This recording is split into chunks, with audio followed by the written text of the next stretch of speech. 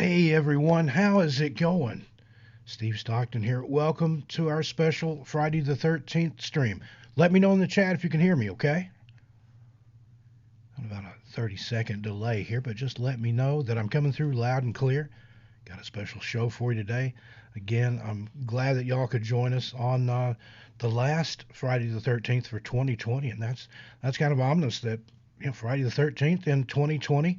When I was talking to my guest about being on the show, I'm like, what could go wrong?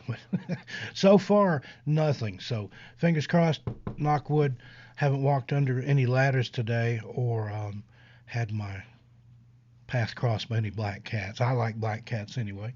13's always been a lucky number for me. 13 past midnight, my YouTube channel.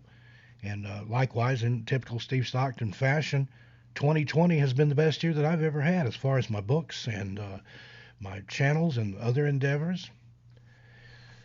It's been a great year. I feel bad that everybody else has had a crap year, but again, that's typical for me. So anyway, we'll wait a couple minutes here and let somebody else come in.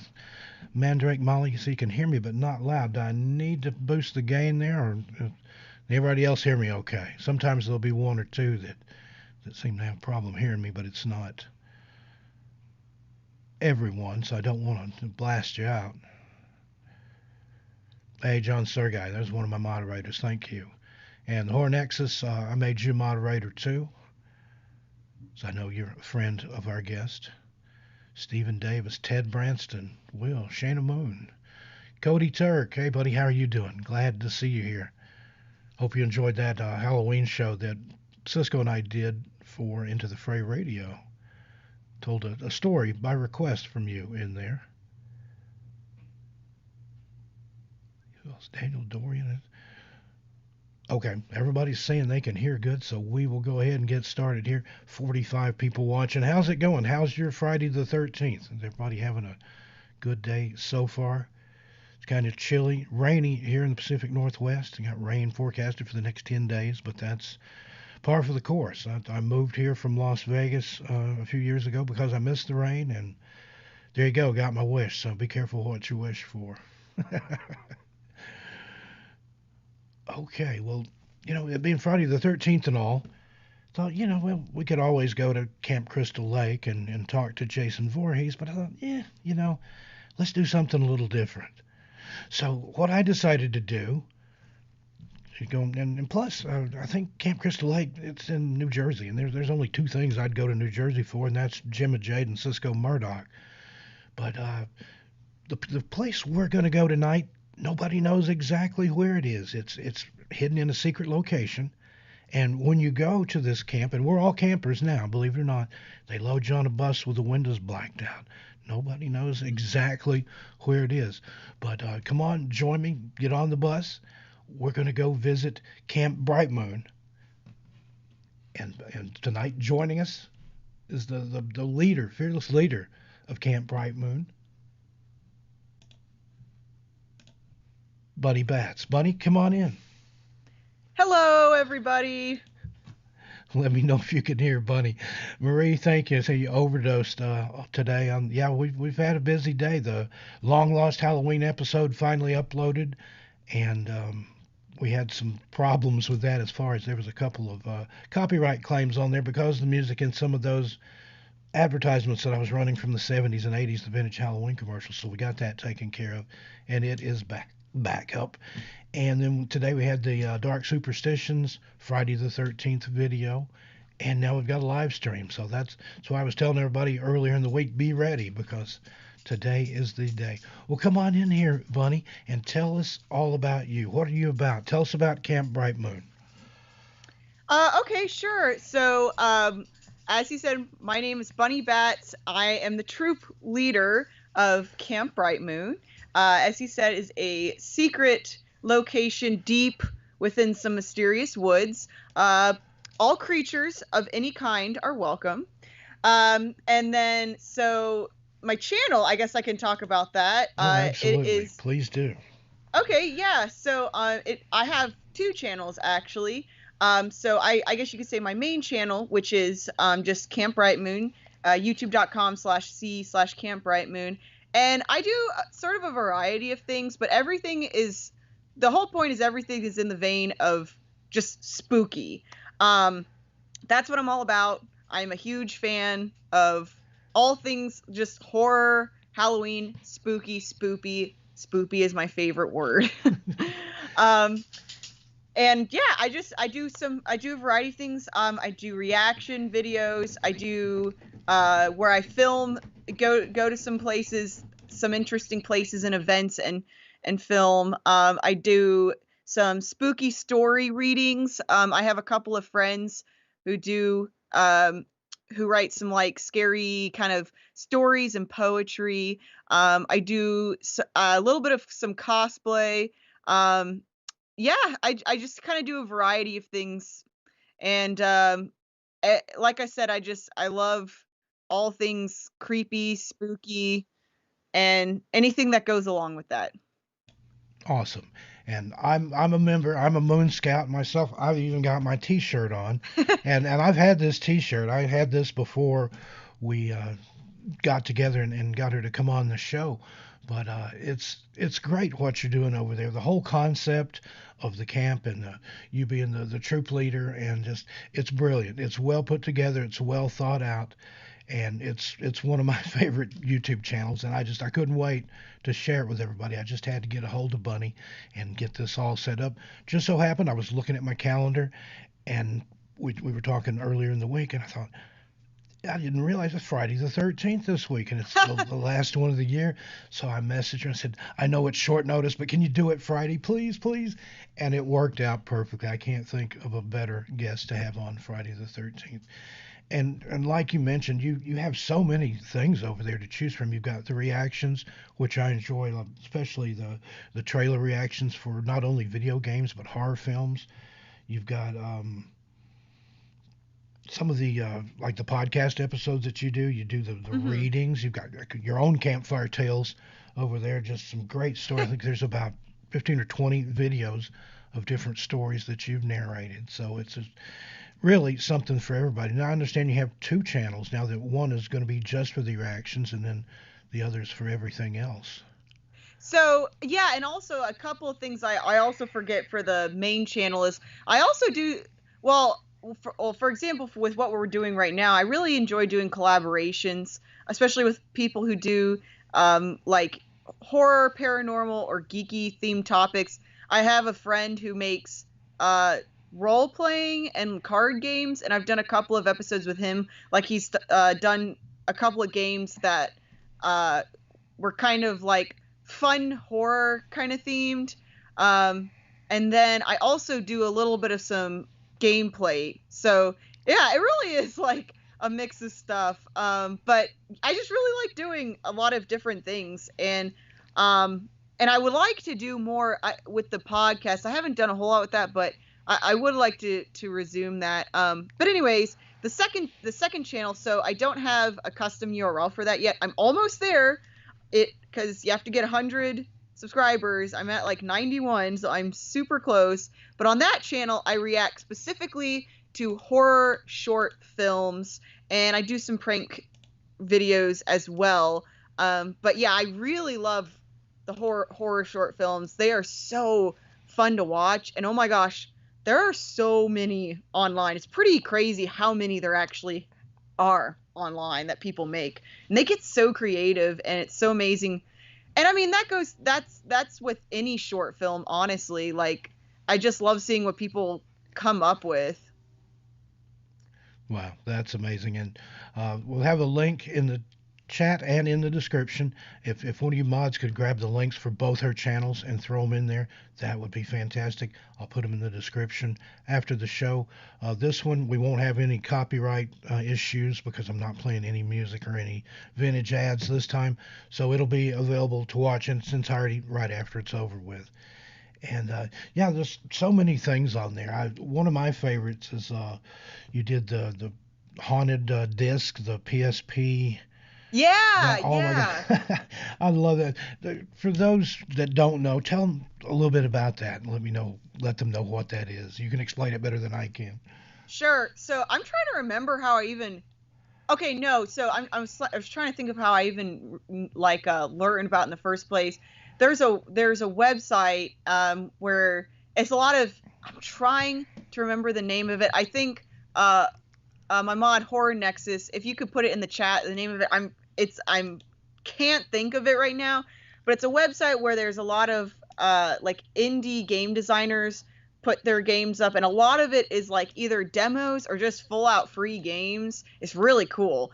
And I found that on there, and so it's a collaboration of different indie game developers that came together and put a collection of each of them made their own horror themed game. Some of them are like full out games, some of them are or like they're in the process of working on, and some are demos. But they call it the Haunted PS1 demo disc because they're all like a game in the style of a PlayStation 1 game. So they're all creepy, spooky themed, like PS1 graphic style games. So I did a series where I basically played all of them, and yeah, I thought that was really cool, and I definitely recommend trying it out yourself. Yeah, I downloaded it and played it, and I was blown away at the quality of some of those and just the creep factor. If you enjoy horror related games or any kind of spooky gaming, it is something else and definitely worth a look. And the other thing that I enjoy that you do, you go to places, you visit places and things. It can be some place that's haunted or abandoned or creepy, but you also do like you went to like the Monster Mash restaurant, which is Oh a my cryptid gosh. themed restaurant in Sevierville, Tennessee, or Yes. Pigeon Forge. I don't remember exactly which one. I haven't been there yet, but I'm from that area. I'm headed back to that area probably next year. I'm planning on moving to Gatlinburg, and I can't wait to go there. It's and just from the video that you did there, it looks just decadent. I mean, the food is Oh, amazing. Some of the desserts. yeah. So, okay, this is seriously like one of, if not my favorite restaurants.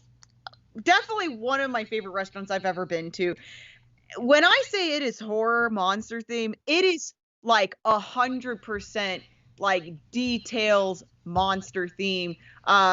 So when you go inside, uh, everything is decorated. They have all these really like nice high quality like poster artwork of different monsters with like their descriptions, and they have. I even actually went there not too long ago, and they kind of redid some things. So they kind of look like vintage um monster posters, but also having their menu items, um excuse me, next to them, because all of their menu items are named like like monster creepy themed. Like every single name of every food on there is got like a monster theme to it. So, and then they also play like Halloween kind of music over their speakers. I've also they don't do this every time, but sometimes they'll have like classic black and white horror movies playing on the TV. All their food is it's really good, and you get a lot of it. Like it is literally monster sized proportions. And yeah, it's very good, flavorful. Their milkshakes, oh my gosh. I tell anyone that goes there, definitely make sure you get a milkshake because they are so over the top. They do the whole thing where they put like they'll put like a brownie or a donut or whatever like on top of it, and also put little add-ins, and of course they're all themed. So anyways, I highly recommend it, and it is in Sevierville, Tennessee. Yes. Yeah, and I got a kick out of that the first time I watched it because you had to ask the owner how to pronounce the town, and you wouldn't believe how often that happens. And it's named after John Sevier, who was founder of Tennessee, basically. But I've heard it butchered so many different Severville and Seaverville, but it is Sevierville, I like Sevierville, that one. Severville. Yeah, that would be nice. And there's a lot of places in Tennessee that happens. There's Fort Loudon, where the Sequoia Museum is, and things like that. I've heard people call it Loudon. There's a town over on the Cumberland Plateau called Oneida that forever will be known as Oneida to those not in the know. But, it happens. Another one, there's Lenore City, just outside of Oak Ridge, and that literally means the Black City or the Dark City. But I've heard Lenoir, Lenore, just I've heard it pronounced all kinds of different ways. So, and I know that when I go other places and mispronounce things, like out here in Oregon, I live on the banks of what I would say the Willamette River, but it's actually Willamette. They say it differently, so who knows? But I do love that place, though, just from by proxy, just from seeing your video of it, and that's on my list. And especially if I'm in the area, I'll go there a couple times a week because it's just that fantastic. And it sort of puts me in the mind when I lived in Orlando for a while. I would go to the dine-in, drive-in at, I think it's at MGM Studios. It's either there or somewhere in the Disney complex. There's a sci-fi drive-in theater at Disney that's really cool. Maybe that's the one I'm thinking of. Sci-fi drive-in diner, or something like that, where they show clips. Yeah. You sit in the cars, looks like old cars, and they show you clips of old movies. But it's just the trailers. But it kind of reminds me of that from the way you were describing it there. And the one in Orlando, it could be done a lot better, but it's still a lot of fun. And the servers wear roller skates and things like that, so it's worth it. But there's certain things in the South like that. Though when we're talking about the Smokies there in Sevierville and Pigeon Forge and Gatlinburg, spent a lot of time there. I mean, when I was a kid, that was one of my uncles had a restaurant in Gatlinburg, so we were up there about every weekend, and often in the summer would go up and stay for a week or two. And there's just some strange things there in the national park itself, which you hear us talk about here on this channel. A lot of missing persons in that area. Dennis Martin, Trini Gibson, Pauline Melton, and it goes on and on. There's all kinds of Cherokee legends there. And then in the town of Gatlinburg itself, there's a lot of haunted things. Now on my other channel, 13 Past Midnight, where I talk about all things horror and occult and supernatural, a little different than what I do on here, even when we go into the mysteries side of the missing persons and mysteries thing. There's stuff there in Gatlinburg. There's the Greenbrier restaurant, which is very actively haunted. And what else? There used to be a place right in town on the Parkway there in Gatlinburg called Hauntings, or Hauntings on the Parkway. It's a laser tag place now. But I've got an interesting video about that on my channel and some of the things that went on there while it was still hauntings, and maybe still go on there now that it's a laser tag place. And just little things like that. Gatlinburg has its own Phantom Hitchhiker, the Hitchhiker of Roaring Fork Motor Creek Trail, and just a little bit of everything. So when you do go to the mountains, you can go for the fall foliage and the beauty and everything there, but there's some creepy stuff too. And of course, there's a Ripley's, believe it or not. Ripley's also has a haunted attraction there over on River Road, which is just a block off the Gatlinburg Parkway. You've got the Mysterious Mansion, which is your typical haunted attraction where you walk through and things, including costumed people, jump out at you. But it's not really haunted as far as I know, but right next door you have the Edgewater Hotel, which is right overlooking the creek there. It is haunted. Somebody fell from the balcony there back in the 80s, and they see the ghost either up on the balcony or down in the creek on a rock pointing up toward the balcony where they fell from. So again, that's on 13 Past Midnight if you want to hear any of those legends. Now, what about you? In your explorations and your venturing into some of these creepy and haunted things, not everything's a restaurant. I mean, sometimes there's abandoned buildings or graveyard. What legends do you like, that you enjoy from the South, Bunnie? Do you mean as far as either more like paranormal or cryptids? Like, are you asking which ones I like in the area? All the above. Are there legends or stories from the South in particular that you like, that you care about, that you have looked into or would like to visit, even if it's just like a legend tripping thing to do a video for your channel? Man, there are so many, and honestly, I feel like I definitely don't know as much as you do about all these different legends, because she sent me that link about like the North Carolina ghosts, where it talks about all the different legends and ghosts and things like that. And honestly, I haven't heard of a lot of these, and I'm like, what have I been doing? And that's uh, the thing. In just about, especially in the South, in Appalachia, you go to any little small town, and they've got a crybaby bridge. They've got a phantom hitchhiker. They've yeah, got a that's haunted graveyard. If it's big enough to have a theater, the theater's haunted. I've never been in a theater that didn't have at least one ghost. Yeah, that's a good point. Yeah, like especially the Crybaby one. I feel like that's like you said at multiple locations. I will say I did 2 ghost tours this spooky season where it was really cool because I got to learn more. One was in Chattanooga, Tennessee, and the other was in Asheville, North Carolina. And I've not done either of those. The Chattanooga one, that was really really cool. Actually, there's a lot of different spots they took us to. I definitely recommend. I forget, like, I think it's just Chattanooga Ghost Tours. I'm not totally sure their exact name. I do recommend them if you ever in Chattanooga, Tennessee. They did a great job.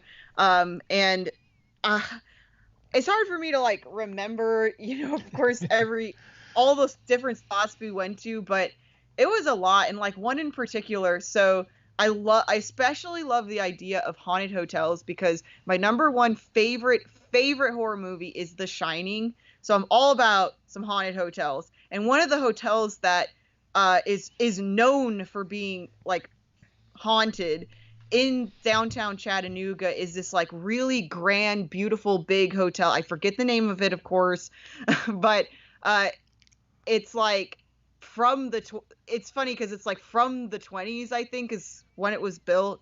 And yeah, it's like you gotta wonder also, like you were saying, the one in Gatlinburg. I don't think I knew that one was haunted.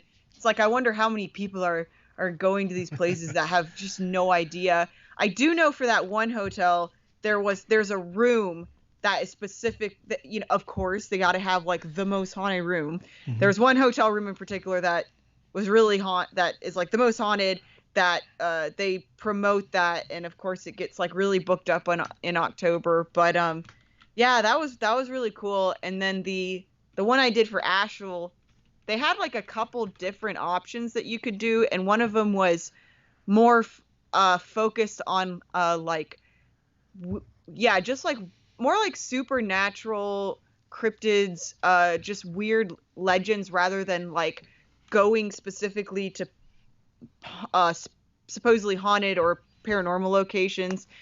And that was really interesting. Like now the one thing I remember the most was there was supposedly, I wonder if you know about, have you heard about the ghoul that was in the jail there?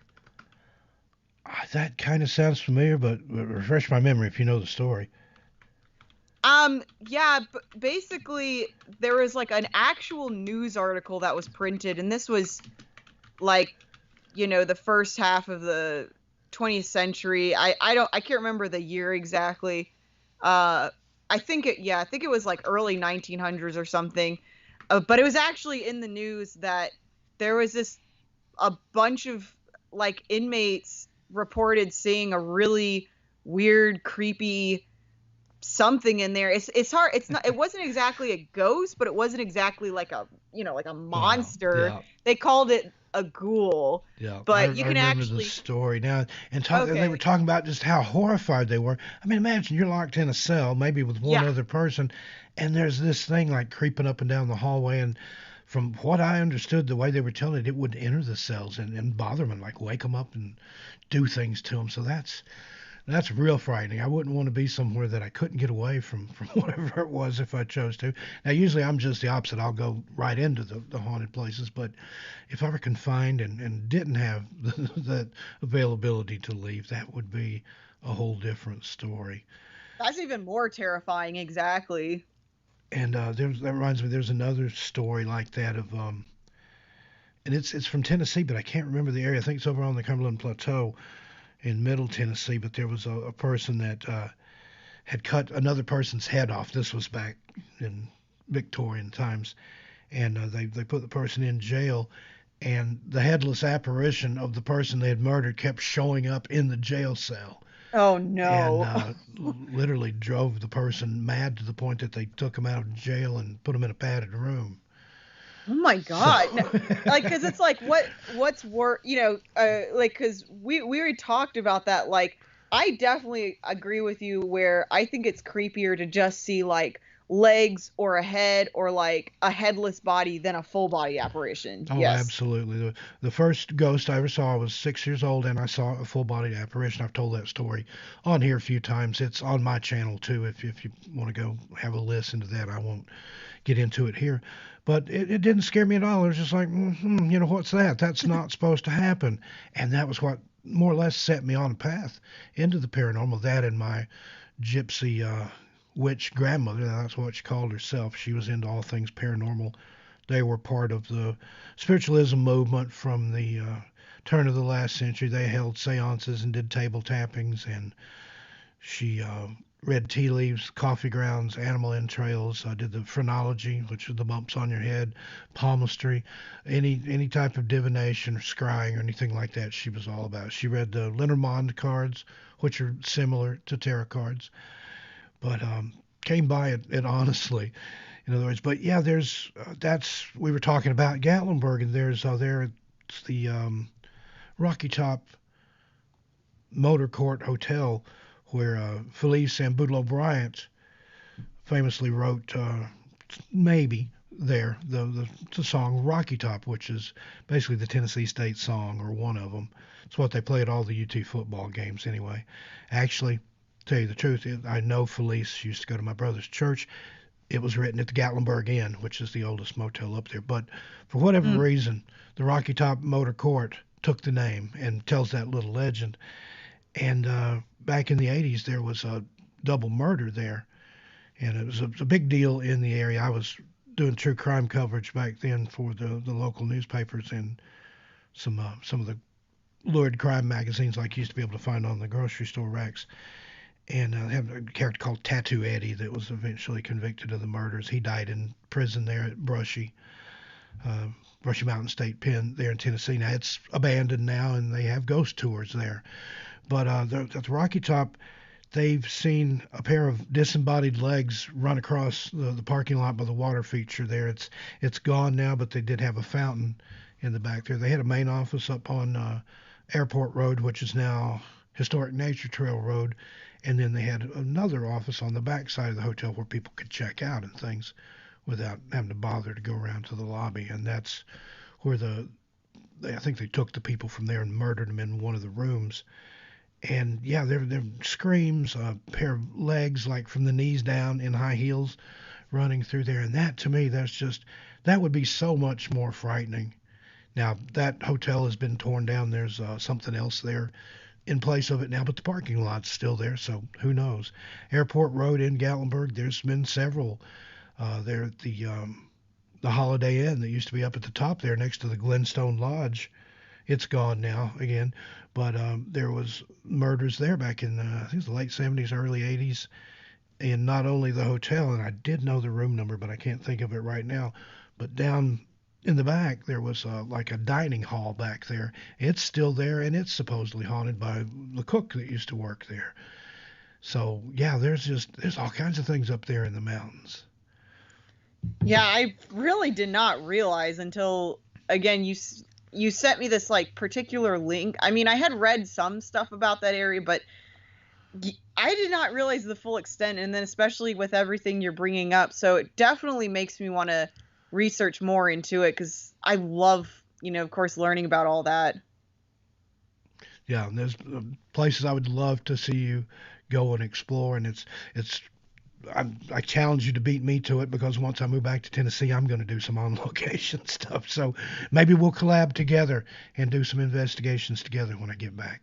Or I'm not much of an investigator. Actually, I'm more of a legend tripper. I'm more of a researcher. I've done the whole investigations thing. I had a ghost hunter group back in the 80s before that was the thing to do and anybody had even heard of it really. And now Oh wow. everybody and their brother has a ghost squad. That's cool. I appreciate that. I think it's a new almost like a renaissance, a new golden age of the paranormal, because you've got so many TV shows and you've got podcasts and YouTube channels, and there's so many people out there.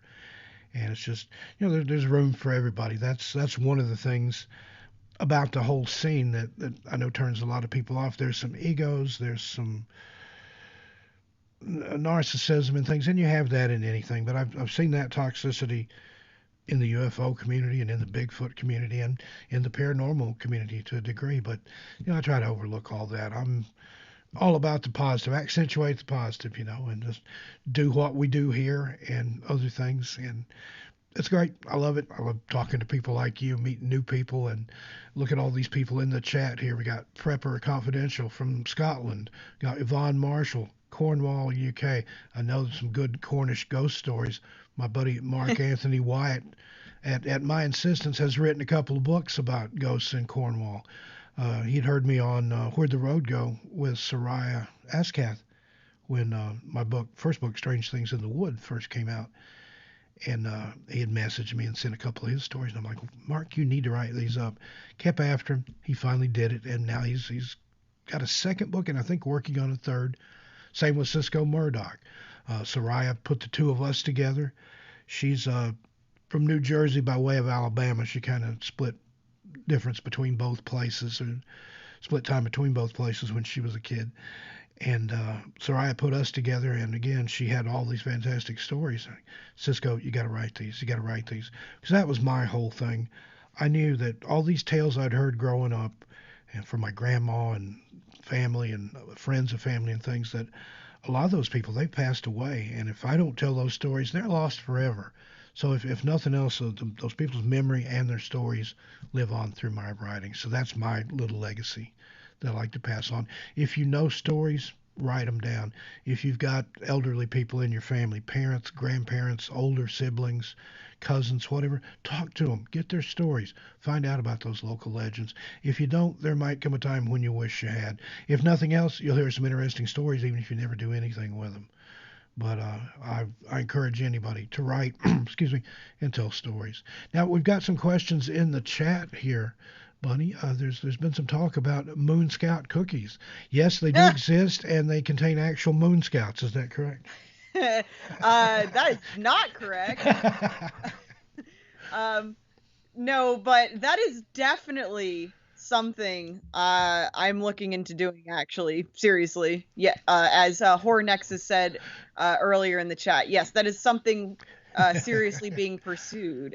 Right now, we do have a merchandise store, but we don't have the cookies now, but that is on the list. And yeah, I mean, that's like a given. Like, I have to do that. You right? have to do that. Yeah, I was just being facetious, but what a great idea! What a great little gimmick! What a marketing stunt!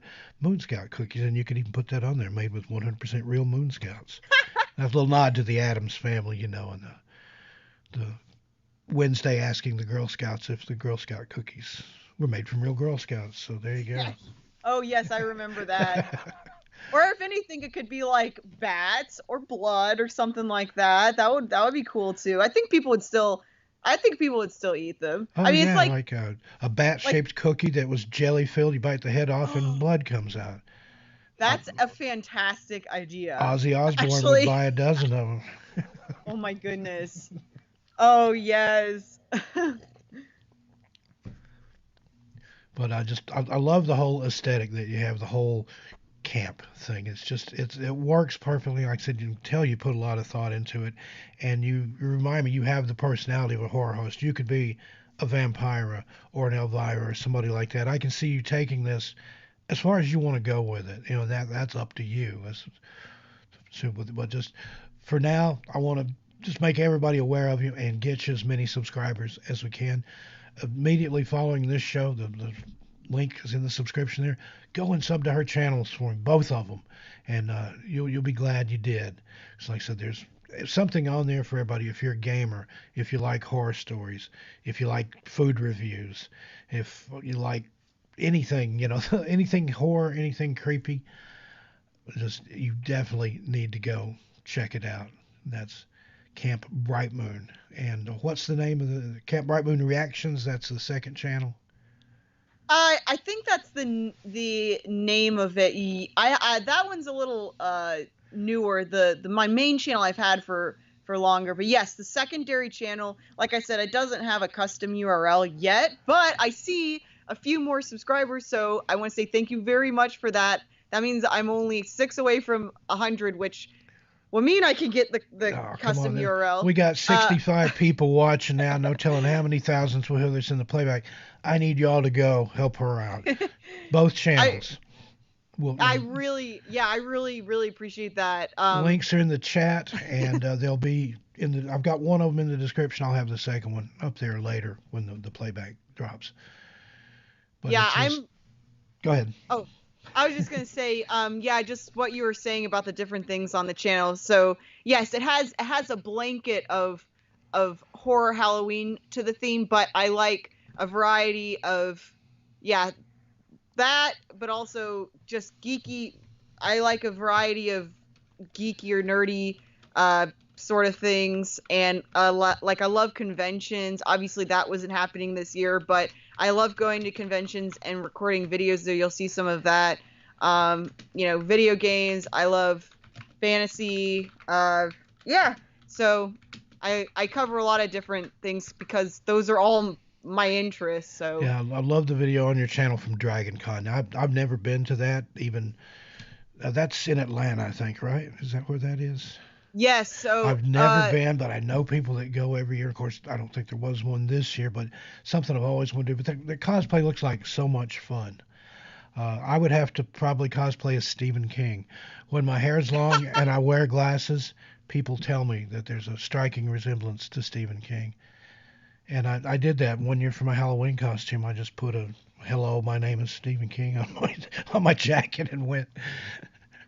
That's fantastic. And actually, you know what that makes me think of is there have been a couple of different conventions that I've seen this, but as always at DragonCon, there is always a guy that looks like George R. Martin. Like that's just like an inevitable thing.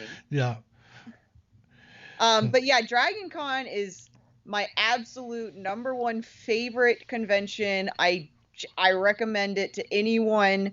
It is massive. It is a huge convention. It had like at least 75,000 people last year, possibly more. It totally consumes downtown Atlanta, Georgia. It takes place in, I think, 5 different hotels are all hosting it at the same time. And they have an entire building just dedicated to their dealers, vendors, and comic artists. You see the most incredible cosplays there.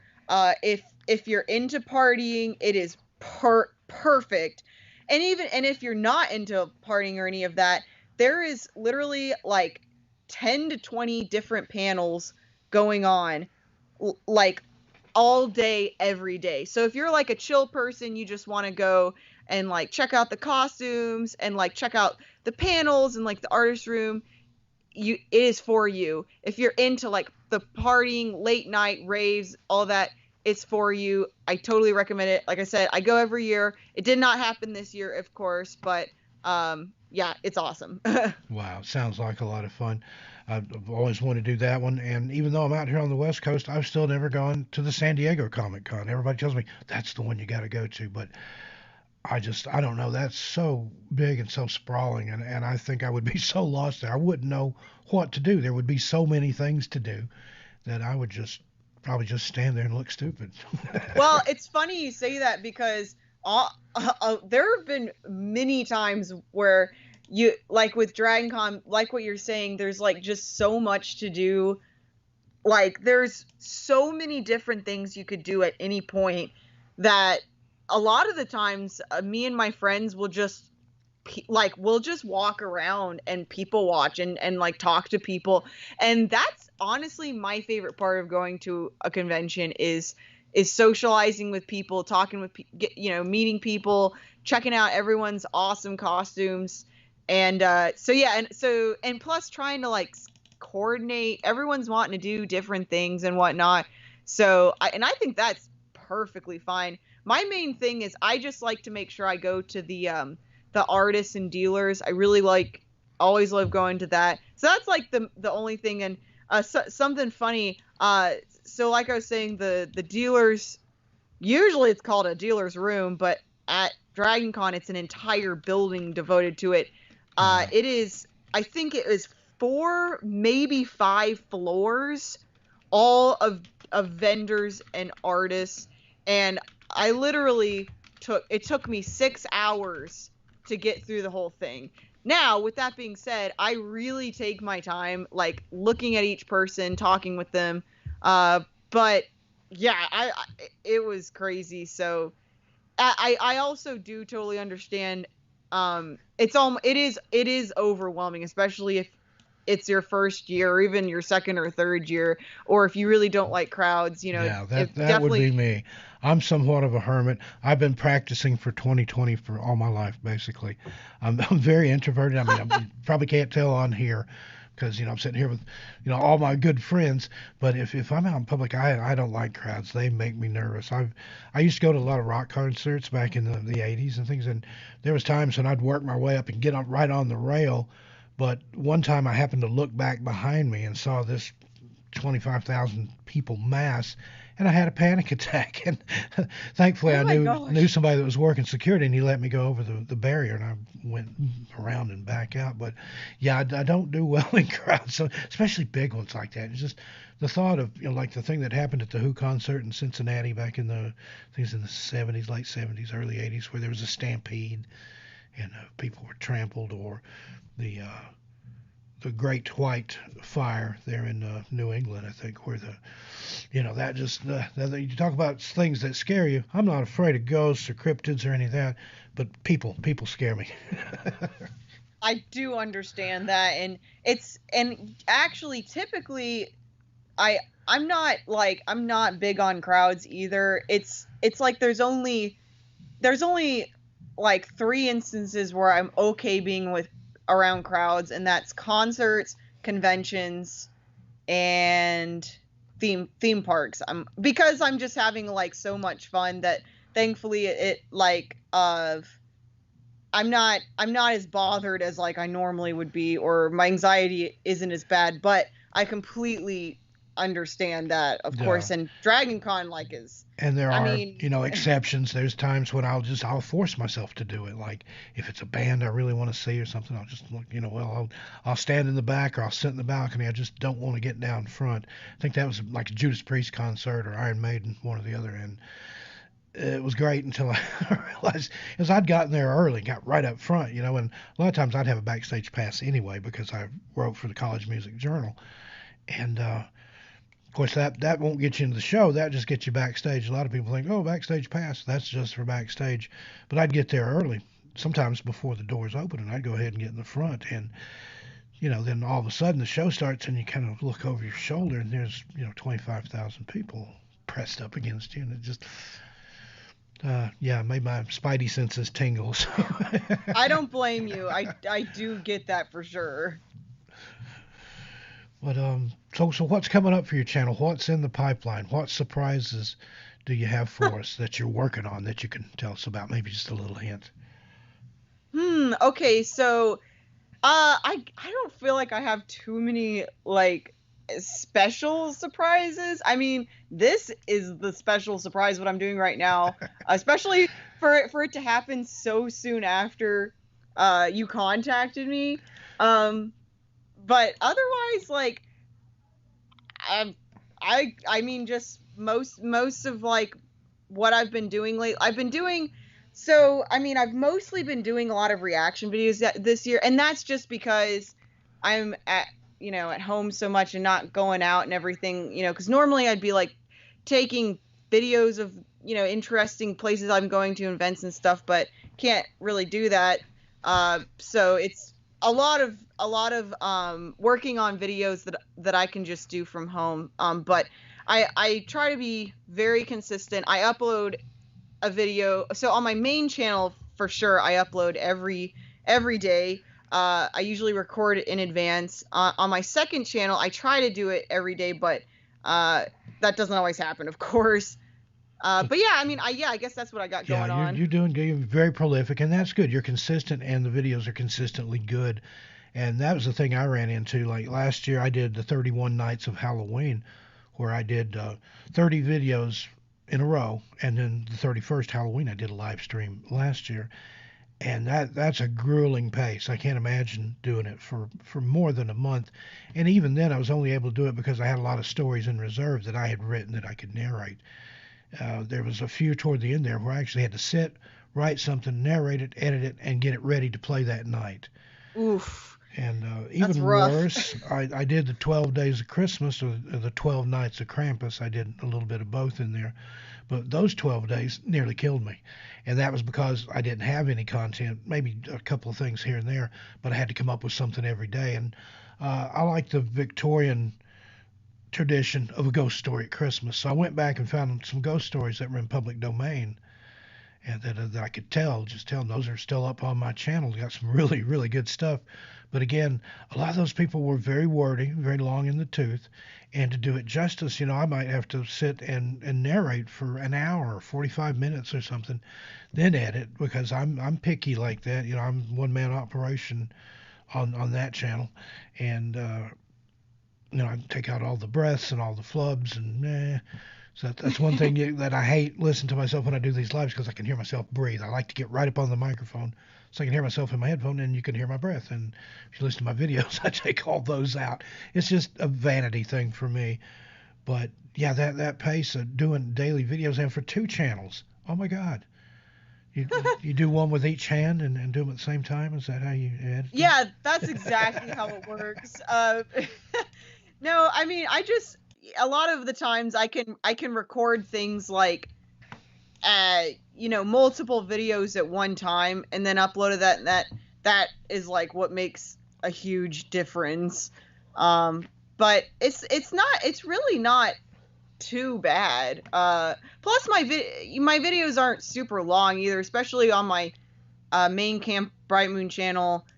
They're only like a couple minutes, so it's not too bad. But the horror shorts, those are longer for sure. Those can be like 7 to 15 minutes. But I mean, that's still not too long. But I just really, really enjoy what I do. I'm just passionate about it. It shows. It really does. I mean, you can tell it's not a drudgery. It's not, I have to do this again. It's like, I can't wait to do this again. And that's, I think, the beauty of it. And that's the way I am. I absolutely love what I do.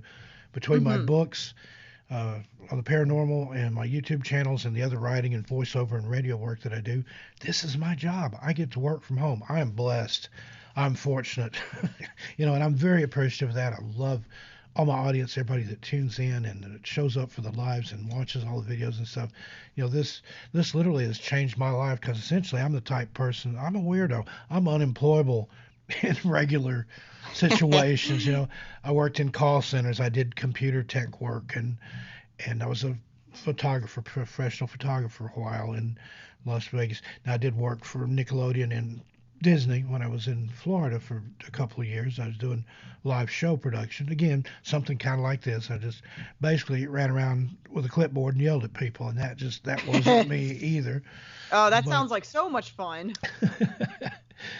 It's a nightmare. You talk about it, and I worked on the Lion King show for a while, and you had to make sure the lights are ready, the music's cued, everybody's there. Anybody that's out, you've got to have a replacement for them, stand by, because every character, every singer in any show, in any of the Disney parks, has at least one understudy, if not 2, that has to be waiting to go on and be able to do that part if somebody gets sick or breaks a leg or whatever. And say there's a light out. Well, you can't climb up there and change it. I tried that. I got in trouble because it's all union. If there's a light out, you have to call an electrician. And the electrician will come down and look at it and say, well, I need a ladder. Well, he can't get his own ladder. He has to get a tradesman or a carpenter or craft services, somebody to bring a ladder out. Well, there's something in the way. This sound equipment here is in the way. Okay, well, we'll move it. No, you can't do that. You have to get a teamster to move it. So literally, to change a light bulb, it was like this lengthy process. Oh my gosh, and, that sounds terrible. Depending it's so on stressful. the union and the contract, they get a 15-minute break every hour or a half-hour break every 2 hours, which, great work if you can get it.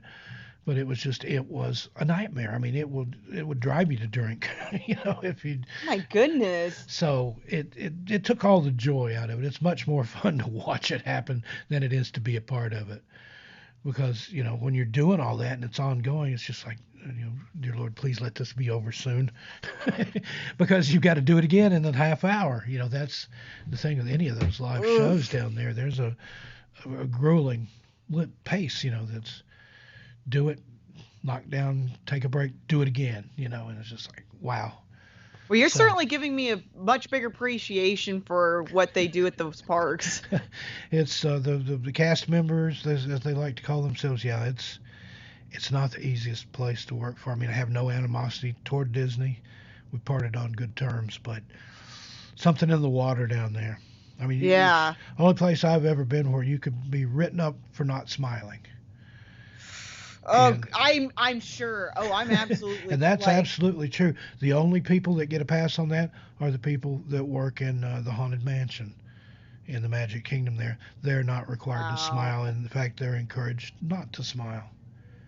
Oh my gosh. Now that's another place there's all kinds of creepy stories there. There's been surveillance footage of somebody walking around after the park was closed that walks through the gate there. That's around the Haunted Mansion. You can find that on YouTube. Another thing that happens very often, someone passes away and their wish is for their ashes to be scattered where else but in the happiest place on earth. And a lot of people like the Haunted Mansion, and they've caught people numerous times on camera spreading cremains in there, and when that happens and they catch it, they have to shut the ride down and go in and clean everything and vacuum it up. So I have heard about that. I have read about that one. If that is your wish, don't do it somewhere where a camera can see you, because you're just wasting your time. You'll end up in a vacuum cleaner, and a houseman will put you in the dumpster. But yeah, there's a lot of Disney rumors and things like Disneyland in California, Club 33. If you've ever heard all that, that's a real place. That first dip off Pirates of the Caribbean, if you look up, you can see the restaurant up there. But it's a private club. It's very exclusive. There's like probably a 20-year waiting list now to be a member. What? Never heard of Club 33 at Disneyland? Okay. I don't think I have. No. I'll send you a link later. That we could do a whole show on that. I'm even looking it up right now, or to read into later, because I have heard, I've read a lot of articles and the videos about the weird things at Disney, or weird things that have happened, or creepy things or whatever. But I mean, not that this is a creepy thing, but this I haven't. Maybe I have. It's kind of creepy. And what it was a private club because there was no alcohol in Disneyland, and Walt wanted a place where he could entertain his corporate sponsors and serve alcohol. So it's mainly reserved for the uppity up and the muckety mucks, and it's like a country club almost within Disneyland. It's private membership. And like I said, there's a huge waiting list, and yearly dues, I think it's around, it used to be, I may be misremembering here, but it's around $10,000 a year. Oh, I'm actually looking at an article, and it says there is a $25,000 to $100,000 initiation fee, and $12,000 to $30,000 annual fee, depending on the level of membership. Why though? Will they take a check? Because it's an exclusive thing, that's think about just what you set forth there from the financial standpoint. There's not but a handful of people that could afford to do something like that, so it's very exclusive. But there's all sometime maybe we'll do that. I'll have you back on and we'll collaborate and do a show on Disney conspiracies and legends and theories. Yeah, that'd be cool. Or another one that I've heard reported for the truth is in the Magic Kingdom in Orlando. Nobody has ever died in the park. Now that's not true. It happens all the time. When I worked there, I know just in that short amount of time, there were a couple of deaths. But what they do, Disney has its own town, which is just across the highway. It's called Celebration, Florida. They have their own hospital, they have their own police and fire department, their own water, utilities, and everything. Well, if you die in the park, and this includes, like there was one unfortunate person that was trying to jump between cars on the old Wedway people mover, fell onto the tracks, and was cut into several pieces. Well, Oh my gosh. they picked up the pieces, took them across the street to the hospital in Celebration, then declared him dead. So technically, he did not die in the park, but he did. But like, oh my God, that's crazy because it's like, oh, he didn't just die. No, he was cut into several pieces. That's what gets me.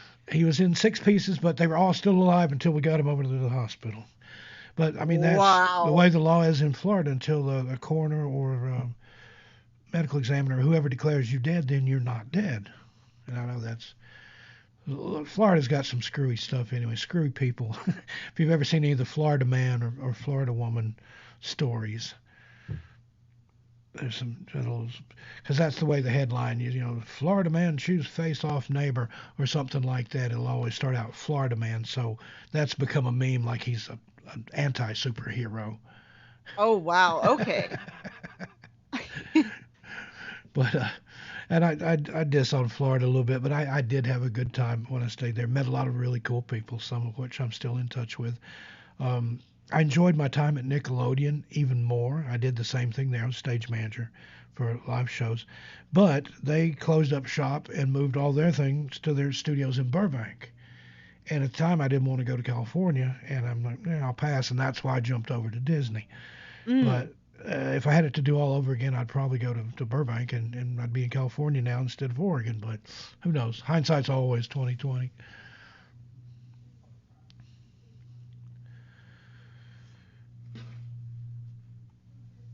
Let's see here. Well, we've ran about an hour, and I'm going to go ahead. We'll wrap it up here. But I appreciate you coming, Bunnie, and especially on such short notice. And we'll keep dropping these links in the chat here, and I'm going to put them in the description. But everybody, please do Steve a favor and go check out her channels. If you subscribe to both of them, that would be excellent. You'll like the content, like I said, if you're a gamer, if you like creepy story narrations, if you like cosplay, reaction to horror film trailers, whatever it is, there's truly something for everybody over there. Bunnie, do you have any parting words or anything else you'd like to say to our guests tonight? Sure. Yeah. Just thank you so much for asking me to come on the show. I would definitely love to come on again in the future and just do more collaborations. I'm wanting to do more collaborations with other horror paranormal YouTubers. So I was just really excited that you reached out to me. I really love both of your channels. They're really, really great. And just thank you so much for all the kind words and the enthusiasm about my channel and my brand. Like I said, I do work very hard at it, and I try to be very consistent, and I'm passionate about what I do. And just, yeah, thanks so much for everything. And like you said, he's got the links to both channels. So, yeah, make sure you subscribe to them. Like I said, the second channel, I'm just 4 subscribers away from hitting 100 where I can get a custom URL. Woohoo! So yeah, thanks so much for joining us tonight, and it was nice to meet all you guys in chat. So yeah, thank you. And I just subscribed with Missing Persons Mysteries. I'm logged in under this account, so that's one less that we need. But if we go over 100, that's okay too. But yeah, for those of you that don't know, once you get 100 subscribers, you can claim a custom URL instead of like that link that I posted there, youtube.com/channel/jibberjabber. Then it'll say whatever she wants it to say. Camp Brightmoon reactions or Brightmoon reactions or whatever. So yeah, that's help her out there. Well, again, it's been a pleasure having you on. Odd time of day. I usually do these late at night or something, but it's went rather well, I think. And again, the proof in the pudding will come later in the playbacks. We'll get a lot more views on here. But thank you so much, and again for doing it on short notice. And that's one of the things I like to do, that since I have a platform where I can reach out to people and people enjoy what I do, and I have that same passion like you do. Mine's like a childlike enthusiasm. I get so carried away sometimes, but that's the beauty of it. And it makes doing this and doing everything I do, it's not a job, it's an avocation, if anything. I love it. And I see that passion in you and in Especially what with you do. YouTube, like you have to enjoy what you do. You cannot like just go in there for the money, because like that's that's a setup for disaster. Rarely happens. Yeah, I know people that have been doing it for years and just barely have 1,000 subscribers. And it's just sometimes you got to go in and just slog it out. And if you're meant to do it, it'll happen. And there's so many factors. But the algorithms, when they smile on you, they really smile. So I know. Oh yeah, and it's always really fun to because I really don't even check my views or whatever that much. But every now and then I'll just check in, of course, and see what's going on. And it is fun to see a video that just for some reason got a lot more views than others. It's just a fun little, ooh, that's awesome. Yeah, sometimes it happens. I did a video last year about Haunted Valley's hotel in Las Vegas casino, and I woke up one day and that video had 20,000 views or something. I'm like, what? Yeah. And I looked, and one of the TV stations out there had ran a special. It was around Halloween. They had put a thing about haunted locations in Las Vegas. They had showed part of my video on TV and then had a link to it on their webpage. And that was just purely copacetic. It just happened. And that's the best way sometimes, just for it to organically just appear somewhere like that. Same, I have a channel about Spearfinger, which is a Cherokee legend from the Smokies, and this was just total bliss. But the night that I put it up that night. The next day, Mountain Monsters had their season premiere, and they were looking for Spearfinger. I had no idea. I'd never watched the show, didn't know anything about it, but it just so happened that I put my video up one night. The next night, they're looking for Spearfinger, so everybody goes onto YouTube to search Spearfinger. My video comes up, and I got thousands and thousands of hits. So it's one of those just right place, right time. Exactly. Hey, Dave Altman, glad you could join us. Jim and Jade, Vez, we've got all kinds of people here. A lot of UK listeners. That was one reason I was excited about going early tonight. That would catch a lot of my YouTube people, UK people. And that'll be good for you too, I think, Bunnie. We need some scouts from the UK and from everywhere. Everybody can join in. Like I said, it's for everyone. It's for everyone. We accept all monsters of any place, of any kind, in any place in the world. You are welcome to join. All right, and even Melder, I'm gonna see if he can become an honorary Moon Scout. I'm gonna throw his picture up here. A lot of people here. Ooh, I haven't seen Melder. I want to see what he looks like. A lot of people hear me talk about Melder, and occasionally I'll put a picture. Oh, okay. So that's what a Corgi Chihuahua mix looks like. Yeah, I can see it. I can see both. Yeah, he's a little chubbier now. He's a rescue. I got him from the Pixie Project here in Portland, and he's a great little dog. He's best friend and constant companion. But we're gonna get him in the Moon Scouts too. He likes everything creepy. Awesome. But again, it's been a pleasure, Bunnie, and we'll have you back sometime, certainly. Thanks to everyone in the chat for showing up. Thanks for somebody gave me, Royds, you gave me a super sticker, super chat there. Thank you for that, sir. Always appreciate those. You. Those go right back into the channel to make everything better for you guys. I've got some more stuff coming up later this week. We've got yet another listener stories compilation. That has been one of our most popular series. It just keeps on keeping on. Every time we put one out, it does better and better, and then that many more stories come in. So if you've got stories, you can send them care of the channel, and I can't remember the email address right now. It's usually in the description. You can send them directly to me, Steve Stockton81, SteveStockton81 at gmail.com, and get those in. Bunnie, you think you might have a personal encounter that you could share with us in one of those upcoming compilations? Yeah, actually, because I had mentioned to you, I've had a couple of weird little experiences that we didn't get around to talk to this time, but I would love to come back for that. Yes. Okay, great. we'll stay in touch.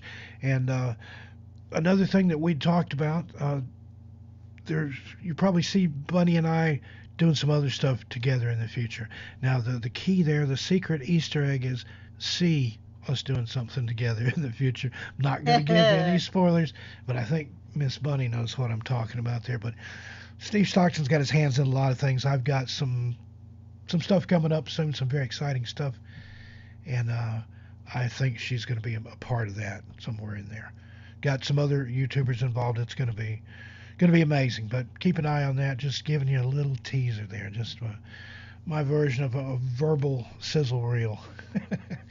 All right. Well, I've been wrapping it up here for 15 minutes. But thanks again. Hope you get a lot of subs. Thank you. Thanks for having me again. And stay in touch. Come by and check out our videos anytime. Nishi Serrano, how are you doing? Good to see you here. Okay, folks, I'm going to go ahead and that's going to wrap it up for this one. I'll probably do another live sometime before Thanksgiving anyway. But again, keep an eye on this space. Lots of fun things coming up. Everybody have a good day, good evening, good night, whatever it is, wherever you are. I love every one of you. I'm Steve Stockton, and I'll talk to you next time. Mwah. Bye, everybody.